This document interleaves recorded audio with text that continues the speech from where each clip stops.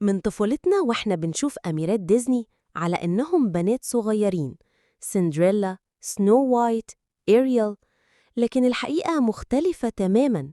تعالوا نعرف أعمارهم الحقيقية ويمكن تتصدموا. سنو وايت كانت أصغر أميرة ديزني، 14 سنة بس، وبتعيش في بيت لوحدها مع 7 رجالة أقزام. ديزني إحنا محتاجين تفسير. سندريلا برغم من شكلها البريء كانت في سن 19 سنة لما راحت الحفلة واتقابلت مع الأمير، مش صغيرة زي ما كنا متخيلين. إيريال ضحت بعيلتها وصوتها علشان ولد وهي عندها 16 سنة، يعني تقريباً في تانية ثانوي. بيل كانت 17 سنة لما حبت الوحش، وده وهو خاطفها، بس هنعديها لأنها مثقفة. أميرة ياسمين 15 سنة فقط وعايزة تتجوز.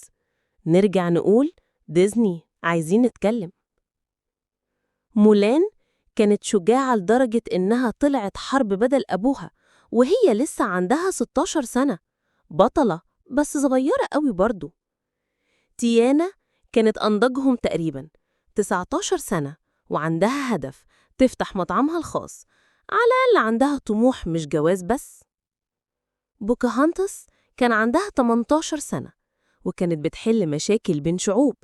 أنا في سنها كنت لسه بذاكر من كتاب التربية القومية، وهي كانت بتتكلم مع الشجر وتفهم في السياسات الدولية. أورورا الجمال النائم دي عندها 16 سنة ونايمة طول الفيلم، يعني مش بس صغيرة، دي كمان غايبة عن الوعي. بصراحة أحسن، على الأقل ما خدتش قرارات غلط زي الباقي. إلسا كانت كبيرة شوية، 21 سنة، بس كانت أول ملكة بتتجمد كل حاجة من غير ما تحس، وبتغني وهي ماشية على التلج، يعني نقدر نقول أول ملكة عندها قوة خارقة ونوبات قلق. أنا أخت إلسا 18 سنة ووافقت تتجوز واحد قابلته في نفس اليوم.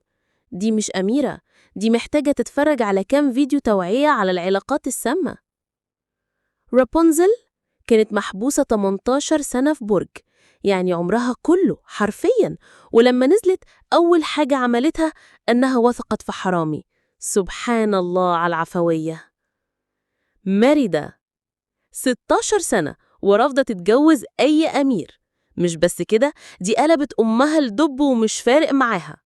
الأميرة الوحيدة اللي قالت لأ بصوت عالي وعلى دب. موانا عندها 16 سنة، ركبت قارب وخرجت في قلب المحيط لوحدها، لا موبايل ولا GPS ولا حتى شال بحر، وهي دي اللي بيسموها أميرة. دي مغامرة بجنون رسمي. يعني بعد كل ده لسه شايفينهم أطفال، ولا ديزني كان عنده خطة يخلي كل البنات تفكر إن الجواز هو الإنجاز؟ قولولي في الكومنتات أكتر أميرة صدمتك سنها كان مين؟